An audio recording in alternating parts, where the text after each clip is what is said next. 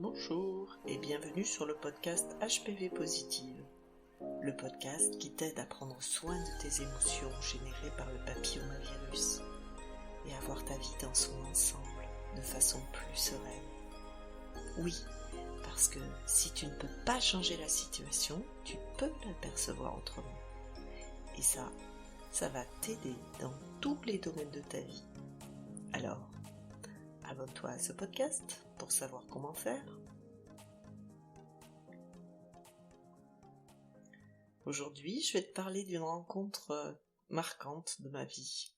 Je vais te raconter comment ça s'est passé et les décisions que j'ai prises ensuite, qui ont changé ma vie et qui m'ont aussi permis d'adopter un nouvel art de vivre. Une rencontre marquante, c'est un potentiel. Sauf qu'à plus rare, quand on fait une rencontre de ce type, on n'est pas conscient à l'instant T de l'impact que ça va avoir dans notre vie. Et en effet, c'est le temps qui le dira. La première fois que j'ai fait cette rencontre, je ne me suis pas aperçu de son potentiel d'ailleurs. Je suis très intéressée depuis plusieurs années par le sujet du développement personnel et j'écoutais tous les ans les conférences du sommet de la conscience organisées par Anna Sandrea. Et j'avais déjà entendu une interview de cette personne. Je l'avais beaucoup appréciée. Et voilà. Que de temps perdu. On va pas refaire le monde avec des si. Mais ça aurait peut-être évité la situation dans laquelle j'étais quand ça a fait waouh. J'étais à l'époque en arrêt maladie pour burn-out. Peut-être que tu connais ça toi aussi. Période très difficile de ma vie, où tout ce qu'il y avait à faire était compliqué. Et je passais la plupart de mon temps allongé dans mon lit, crevé, en mode baleine échouée, en panne sèche. Tu sais, quand tu te sens comme au bout de ta vie. Donc j'étais dans cet état, et malgré tout, je garde ma passion pour le développement personnel. Ça m'apporte quelques compréhensions de mon état. Là, on est en mars. C'est l'époque du sommet de la conscience. Et Anna interview Pascal Astir de l'Institut d'auto-accompagnement, que j'avais déjà écouté et apprécié. Et durant l'interview, il apporte de l'empathie à Anna et lui guide une séance. Encore aujourd'hui, je peux ressentir mes émotions de l'époque. Je garde le souvenir de tant de douceur, de bienveillance et de quelque chose qui s'ouvre pour Anna, du tourment à la joie. Et là, je ressens en moi, à ce moment-là, une sensation de waouh, de oui, ça me fait penser à la scène culte dans Harry rencontre Sally. Quand Meg Ryan simule un orgasme au restaurant et sa voisine de table dit au serveur « Je veux la même chose que la dame ». Mais là, c'était pareil. Ça m'a donné envie de vivre la même chose, d'être moi aussi accompagnée avec cette douceur. Alors j'aurais pu en rester là et garder ce beau souvenir, ce waouh, ça existe. Mais je voulais vraiment la même chose que la dame. Alors j'ai agi. J'ai pris des décisions. J'ai contacté l'Institut d'auto-accompagnement et j'ai fait une séance avec Coralie Ram, qui a cofondé l'Institut avec Pascal. Je me rappelle encore de mon ressenti en fin de séance. Je te rappelle que j'étais en burn-out. Encore un waouh! J'étais tellement bien. Comme dans un bain de douceur. Un havre de paix. Là, j'avais eu la même chose que la dame. Et plus encore. Ce processus avec lequel j'ai été guidée s'appelle le focusing de la relation intérieure.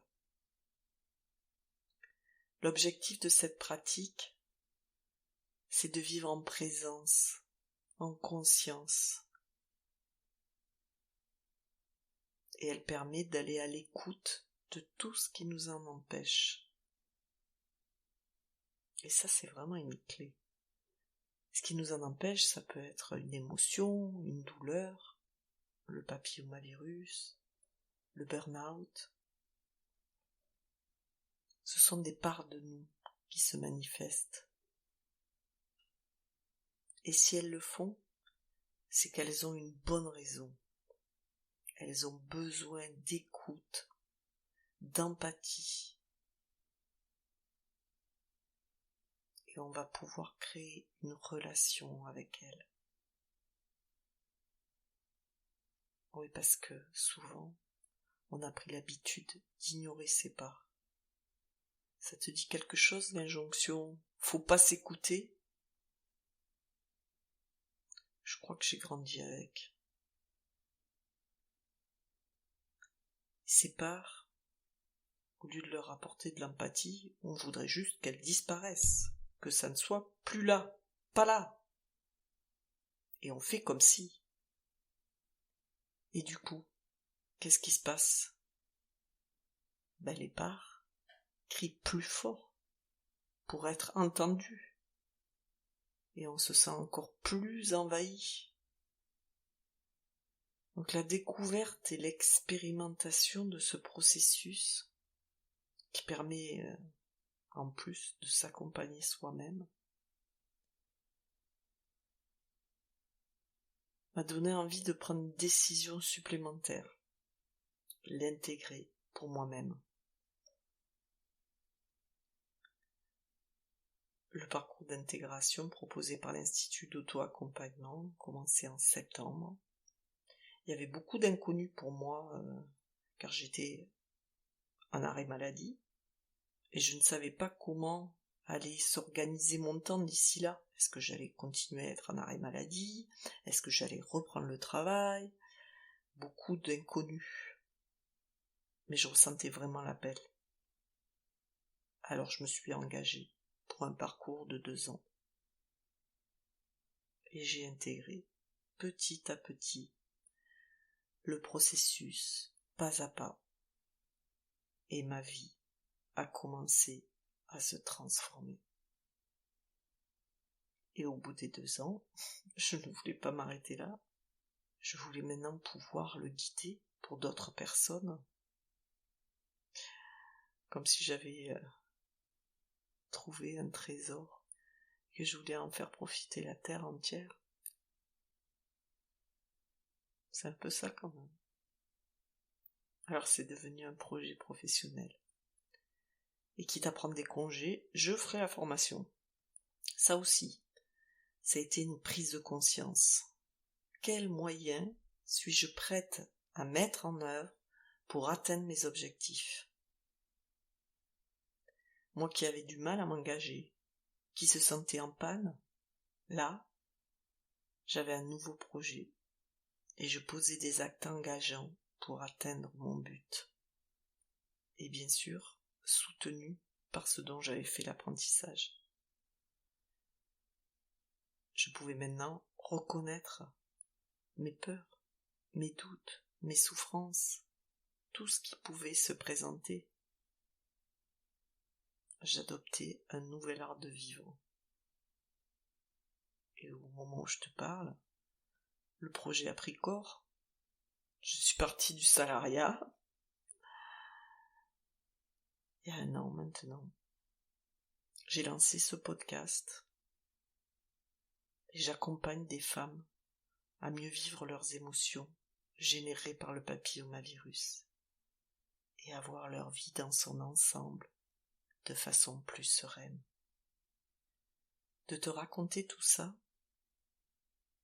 je mesure une nouvelle fois le chemin parcouru.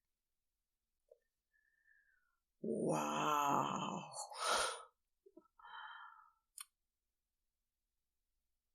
Quand on rencontre quelqu'un ou quelque chose sur notre parcours, qu'on a un waouh, on ne peut pas vraiment savoir l'impact que ça aura dans notre vie. C'est le temps qui le dira, oui. Mais ce waouh, il vient des tripes. Alors ça vaut le coup de suivre l'élan que ça t'inspire. Ma nouvelle devise, j'ai peur, mais j'y vais. Je préfère expérimenter que de regretter. Alors j'agis. Si je ne fais rien pour moi, rien ne change. C'est en m'engageant que ma vie change. Et toi, quel est ton waouh? Es-tu décidé à agir? À agir pour une vie plus sereine? À sentir ce qui t'inspire, ce à quoi tu aspires, et à prendre les décisions pour que ça se matérialise dans ta vie? À agir pour être davantage toi-même.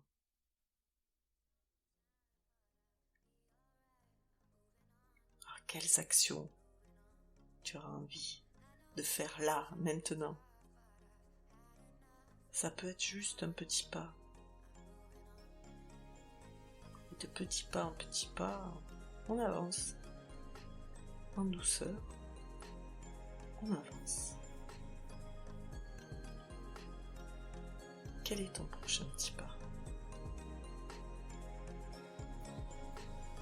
Si tu as l'élan, partage-moi sur les réseaux sociaux que tu peux rejoindre avec le lien Bitly en commentaire de cet épisode, ton petit pas à toi. Je suis curieuse de te lire.